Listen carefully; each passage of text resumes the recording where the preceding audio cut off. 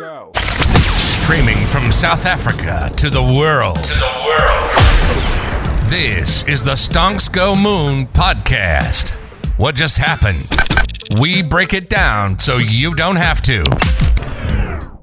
Welcome everyone to the Stonks Go Moon podcast. My guest today, returning guest, friend of the show, Simon Ree, best-selling author of the book, The Tao of Trading. Simon, welcome to the pod.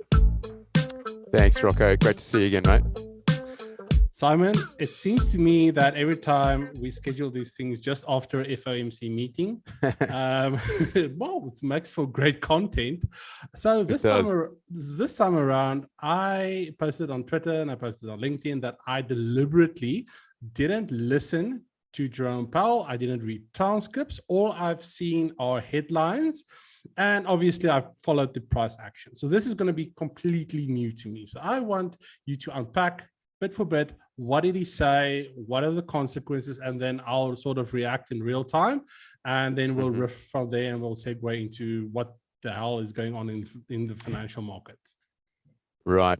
Well, I mean, if you watched the market action yesterday, the NASDAQ was up like 3% when the FOMC announcement came out.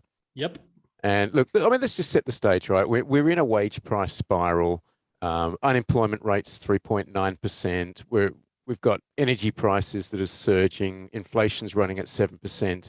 Interest rates are zero. All right. Yeah. So the fact that rates are going higher is something that everybody knows or should have known. And the FOMC statement was within expectations. I mean, the guts of the statement was it will soon be appropriate to raise the target range for the Fed funds rate. Okay. What and soon? That's in line. Well, but I mean, it's soon, March is obviously the next kind of big meeting. That's what everybody's got penciled in. But the wording of that statement, it leaves the door open that they can continue to evaluate the data. All right. And, the NASDAQ at its high was up 3.5% yesterday. And then Powell started talking into the microphone. And it was reminiscent of fourth quarter 2018. Where Powell had his first kind of misadventure talking into a microphone, which caused the S&P to lose 19.9%. It avoided an official bear market by basis points. But the press conference sounded a lot more hawkish, and Powell did nothing to hold the hands of investors who were looking for a dovish pivot. He didn't take the prospect of 50 basis point hikes off the table. Now the Fed have 8 meetings a year. They've got 7 more meetings, and what they do is they have like major meetings in March, June, September, and December, and those meetings are associated with a summary of economic projections, and that's typically when they'll make changes to the Fed funds rate. And then they have minor meetings in May, July, and November, and if they change interest rates at those minor meetings, they're usually perceived as like emergency. Well, there've been emergency cuts in the past, haven't they? And he didn't remove the possibility of hikes at the minor meetings. So he was specifically asked, could we see hikes at consecutive Fed meetings? And he said yes. Well, I mean, there we go. There is the Goldman Sachs projection, 4%, 4 rate hike, sorry. And then JP Morgan, 6, 7, 8. I mean, that starts to sound reasonable then.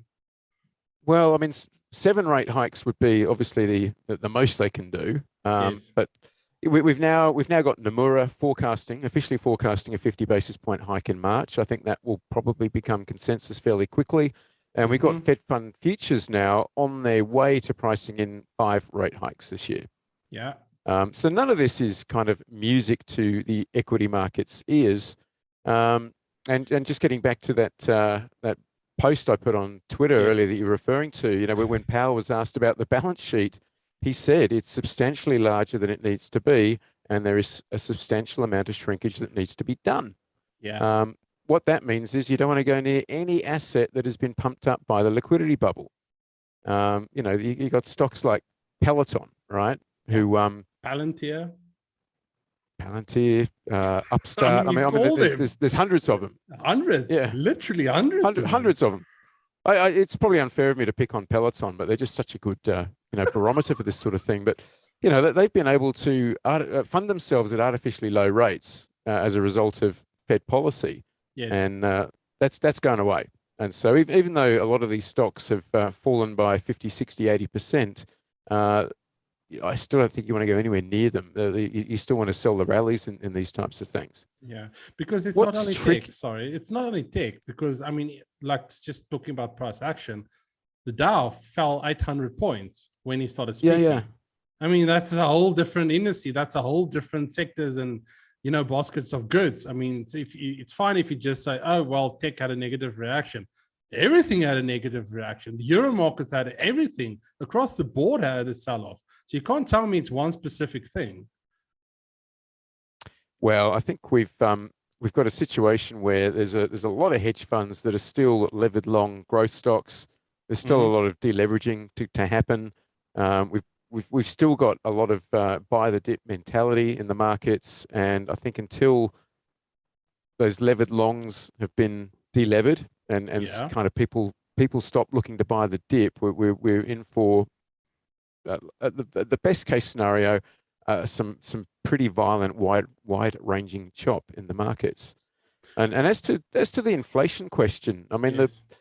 one of the real problems for the Fed is that wage inflation is one of the real kind of upside risks to inflation here. And that's not really something the Fed has got a lot of control over. All right. The labor supply has been shrinking due to a drop in the participation rate. That's been trending down for several months. And you could argue this labor force shrinkage is becoming structural rather than cyclical.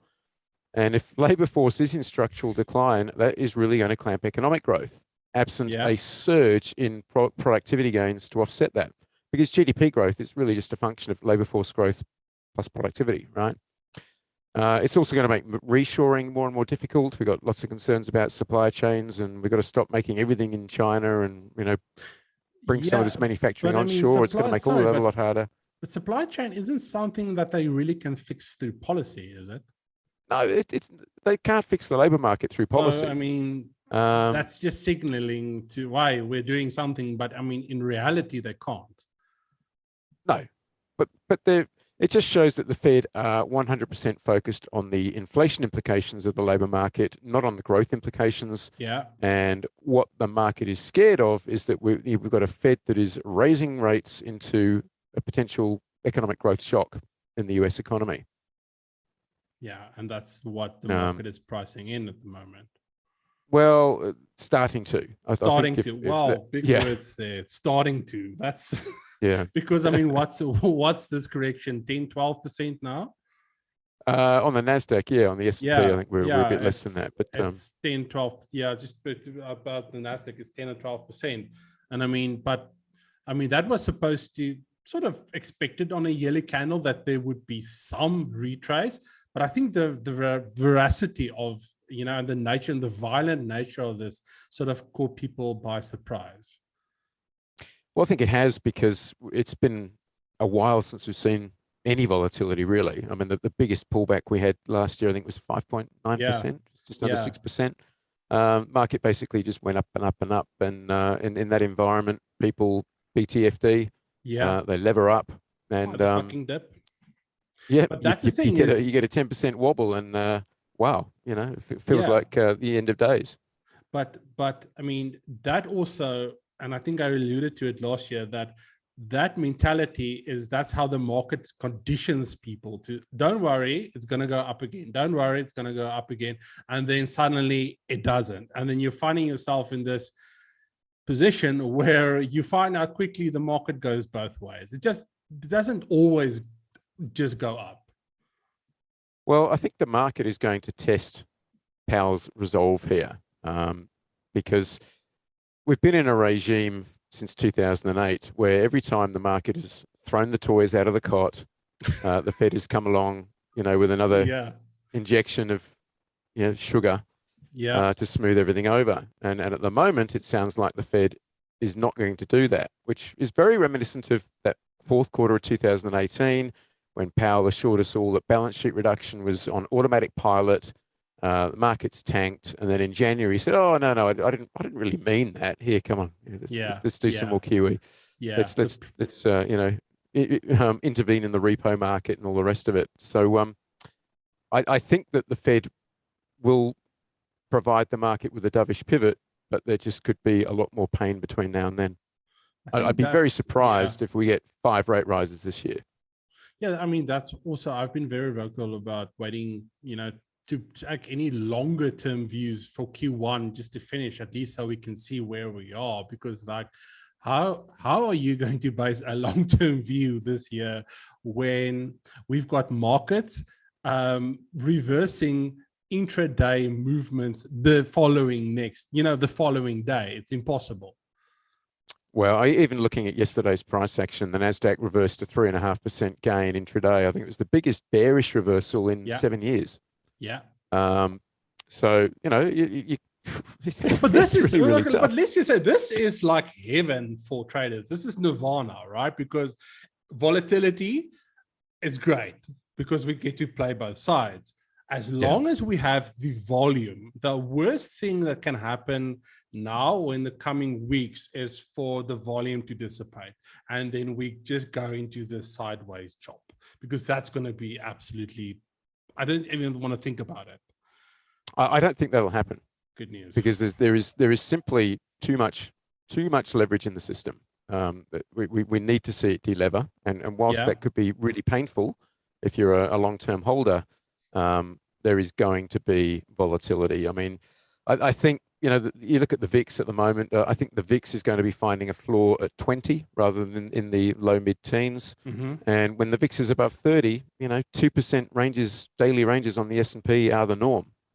So we kind of got to just get used to this kind of volatility again. And it's going to be choppy. And as you say, people who are saying, oh, you've got to be overweight value and underweight growth and what have you. Yeah, I mean, that'll look really smart for a couple of weeks. And then there'll be another round of violent sector rotation.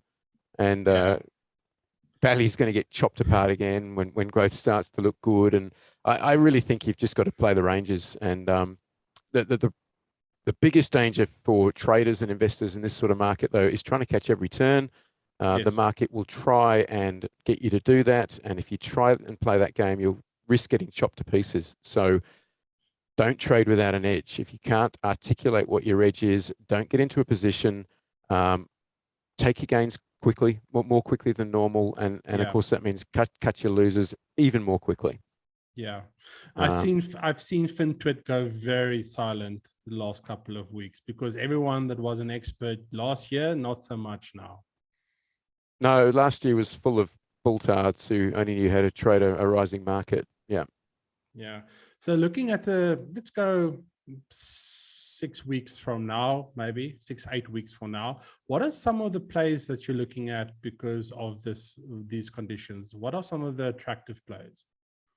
So in conditions like these, I spend probably 90% of my time researching indices, rates, commodities, rather than individual stocks. When markets are nervous like this, correlations tend to converge towards one, which is just a fancy way of saying all stocks tend to move up and down together, which is why we saw the Dow get smacked, as well as the Nasdaq yesterday, right? Even though the composition is very, very different. Everything, everything. So, we're back to that kind of risk on, risk off sort of regime. So focus on the indices and what they're doing, and even trading the indices, I think, makes a lot of sense. In terms of individual stocks, I've really got no interest in buying anything that doesn't still have some institutional support. So stocks that are above their 200-day moving averages, stocks that are still in uptrends. I've got small long positions in CVS at the moment, and Home Depot, and that's about it in terms of my long stock positions. They've both, Home Depot's just held its 200-day moving average. CVS is, you look at a chart of CVS and you'd have no idea what was going on in the S&P. It's still a great looking chart. Yeah.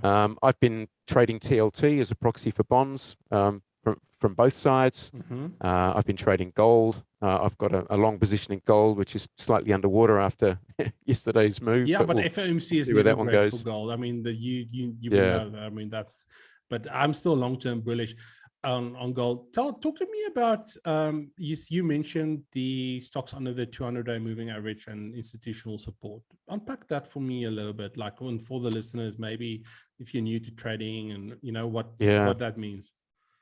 Well, the 200-day moving average, it's just you take the last 200 closing prices, add them up together, divide by 200, and that is your 200-day moving average. Really simple calculation. And that is broadly regarded as the line in the sand between a long-term uptrend and a long-term downtrend. And what tends to happen when a stock crosses below its 200-day moving average is volatility picks up, daily ranges pick up, its speed picks up. And that's because when a stock is under the 200-day moving average, a lot of people are in pain. Okay, people who are in pain react in a more fearful manner, and people who are fearful behave very differently from people who are focused more on greed or euphoria. They're quicker to sell. But generally what also happens is institutional participation really drops off as well. Interesting. So you look at a chart like Amazon at the moment, it's shot well below its 200-day moving average. I mean, it's not to say that all of the instos are bailing out of Amazon, but they're not going to be going overweight. Netflix as well, unless you're Bill Ackman. You'd be leaving Netflix well alone. And look, I mean, these stocks will find a bottom one day, and if you've got a very long-term view and you call yourself a value investor and you're buying and holding indefinitely, I mean, you can pick these up at whatever you think is an appropriate juncture. But from a trading perspective, you have got far more edge participating in stocks that have still got institutional support. Yeah, and I'm 100% look at the indices because they all more or less move the same. You can, converge a couple of them at once. It's actually the best play at the moment. Simon, thank you so much for joining me. As always, if the listeners want to catch up with you, where can they do that, and what are some of the things that you're busy with? They can catch me on LinkedIn or Twitter. My Twitter handle is @Simon_Ree, REE, and my website, which is just taoftrading.com. And come and join us on Twitter. We'll put the links in the comments. Simon, thank you so much for joining us. To the listeners, peace, love, and prosperity. We'll catch you in the next one.